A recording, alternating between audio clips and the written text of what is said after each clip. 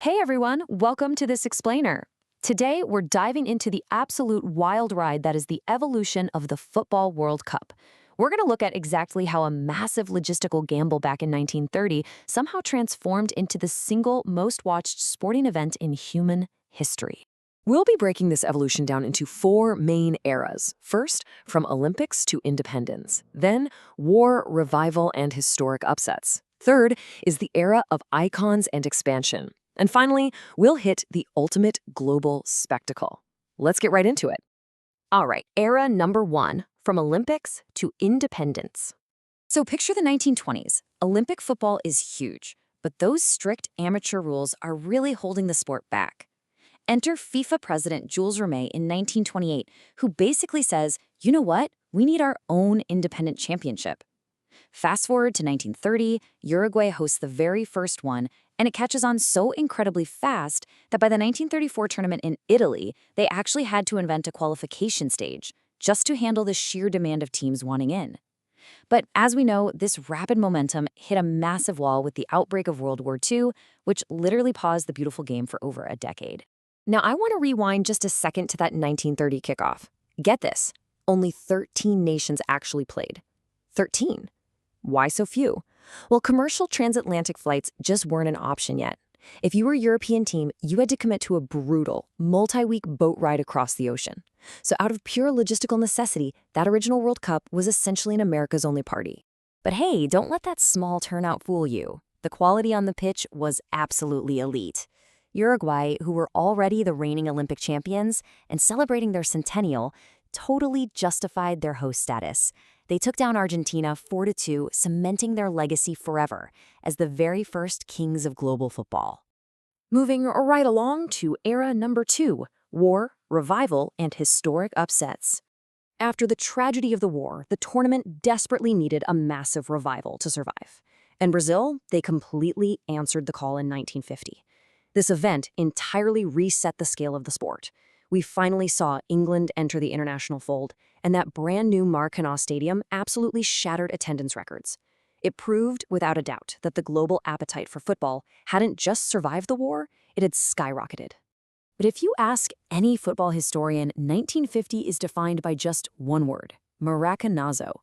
It was supposed to be a guaranteed Brazilian coronation on home soil. Instead, Uruguay pulls off the unthinkable. They shocked the hosts, literally silencing nearly 200,000 fans in the stadium to steal the title. Honestly, to this day, it remains one of the most unpredictable, jaw-dropping upsets in sports history.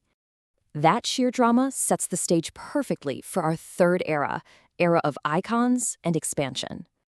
As we roll into the 70s and 80s, the spotlight really shifts to undeniable individual brilliance. We're talking about the absolute titans of the game: Pelé, Franz Beckenbauer, Diego Maradona. These guys were larger than life. Their personal genius totally transcended the sport itself, transforming the tournament into a canvas for global superstardom and, frankly, massive commercial prestige. And alongside those massive personalities, we saw massive structural growth. Prior to 1982, the tournament was this highly exclusive 16-team club. Bumping that up to 24 teams and then eventually 32 in 1998 was a total geopolitical game changer. It finally opened the door for crucial, consistent representation from Africa and Asia, taking what was a heavily Eurocentric competition and turning it into a truly universal celebration. Which brings us to our fourth and final era, the ultimate global spectacle. Riding high on the commercial explosion of the 90s, FIFA decided it was time to deliberately shatter its traditional geographic borders. The expansion was relentless. You had Japan and South Korea successfully co-hosting in 2002, then an incredible historic milestone in South Africa in 2010, and of course, reaching the Middle East via Qatar in 2022. The World Cup was no longer just visiting different parts of the globe, it literally belonged to the whole world. When you really stop and look at the contrast, it's almost hard to wrap your head around. Think about it. We started in 1930 with just 13 teams, totally isolated by ocean travel and rooted in amateur play. Fast forward to the vision for 2026.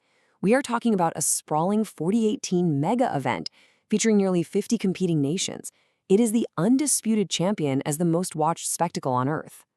So, as we wrap up this explainer, I want to leave you with a massive question to chew on.